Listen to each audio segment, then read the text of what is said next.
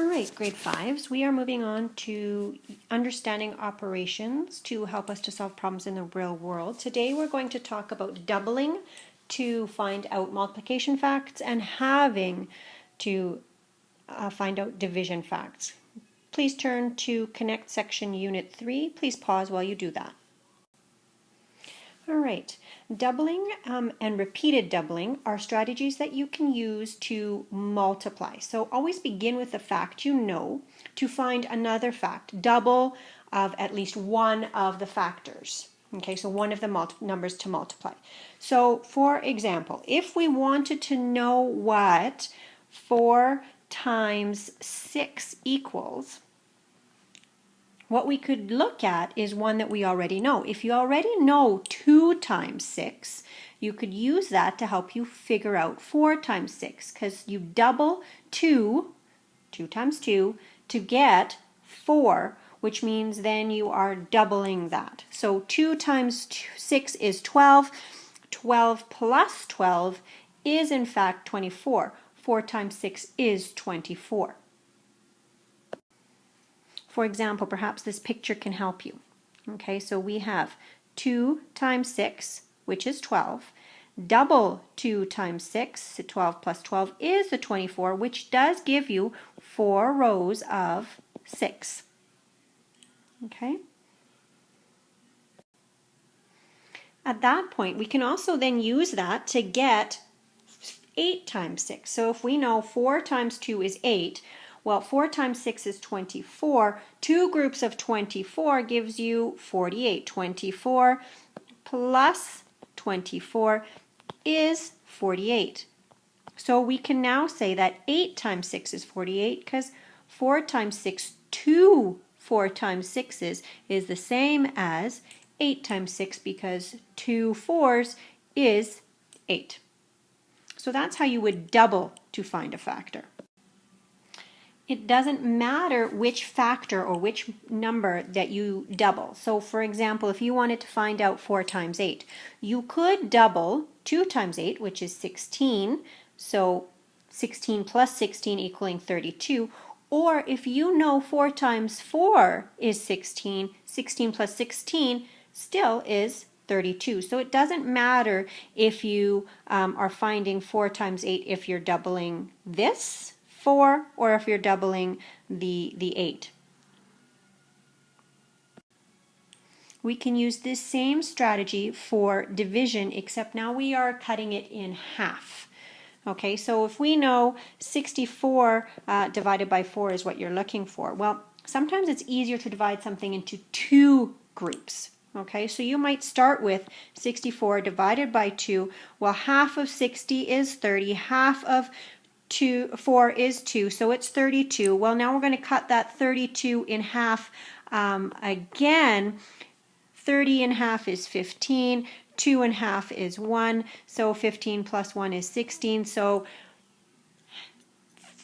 64 divided 4 times, first in half and then in half again, is 16. So you can use halving to help you figure it out. All right, so let's try it with a bigger number. We now have 96 divided by 8. So we're going to start with 96 divided by 2. Well, 90 divided by 2, 2 groups to make 90 is 45, 5 less than 56. Divided by 2 is 3, so 45 plus 3 is 48, so half of 96 is 48. Then we would keep going. 48 now divided by 2. Well, 40 divided by 2 is 20. 8 divided by 2 is 4, so it's 24. So we are almost there. We have one more divided by 2 to do. Okay, so we have 24 now divided by 2. Well, 20 divided by 2 is 10. 4 divided by 2 is 12. So 96 divided by 8 is 12 because we've divided by 2 and 2 and 2.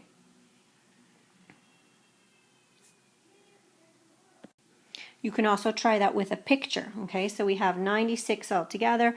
We're going to cut it in half. That is 48. We're going to cut that 48 in half again, which gives us the 24. Now we're going to cut that 24 in half again, which gives us the 12.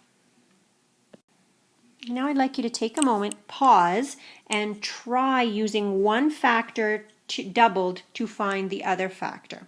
Sometimes this works really well. Sometimes you'll find that it doesn't work as well. When doesn't it work as well? When does it work fairly well? Take a moment, pause, and try it with your group. All right, so let's try 4 times 8. Well, I know 2 times 8 is 16. 16 plus 16, well, 10 plus 10 is 20, 6 plus 6 is 12, 12 plus 10 is 32, so I know that 4 times 8 then is 32. Okay.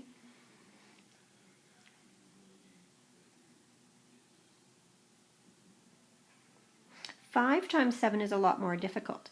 Can you double anything to get 5? Can you double anything to get 7? No. So in this case, doubling does not work very well when one of your factors is not even. Okay, so we're going to skip that one, and you'll probably realize you've had some trouble with that one because it doesn't work very well. Let's try 6 times 4. Okay, if you have 6 times 4, well, I know 6 times 2 is 12.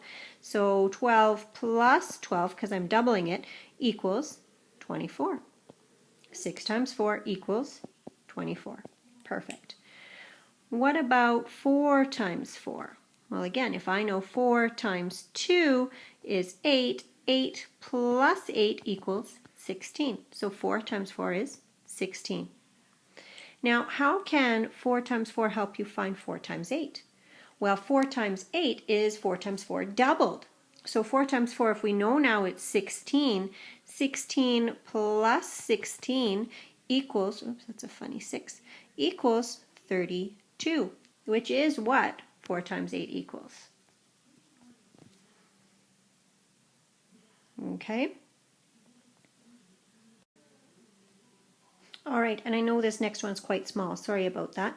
If you wanted to repeatedly half to find 56 divided by 4, so you would start with 56 divided by 2. Well, 50 divided by 2 is 25. 6 divided by 2 is 3, so 25 plus 3 is 28. So 56 divided by 2 is 28.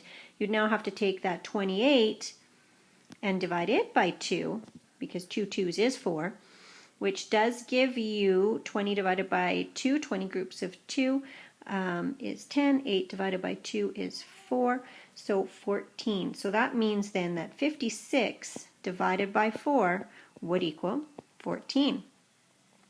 If you wanted to divide 56 by 8, how many more times would you have to divide by 2? Well, if we're here at 4, we'd have to divide by 2 again, right? So 14 now divided by 2 is 7. 56, oops, let's see if I can, 56 divided by 8 does equal 7, because we've had now 2, 4, or divided by 2, 4, 6, 8. How many times did you have to divide it by 2 then?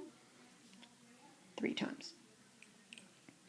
All right, now you're going to go and try to practice this with your concept practice. That gives you the practice that you require. It is Math Makes Sense. It's page 78, 79, numbers 2, 3, 5, and 7. Make sure to show your work. Okay, I'd like to see this kind of work to show your doubling and halving. If you have any questions as you're working, of course, make sure to look back at your Connect section or ask questions if needed.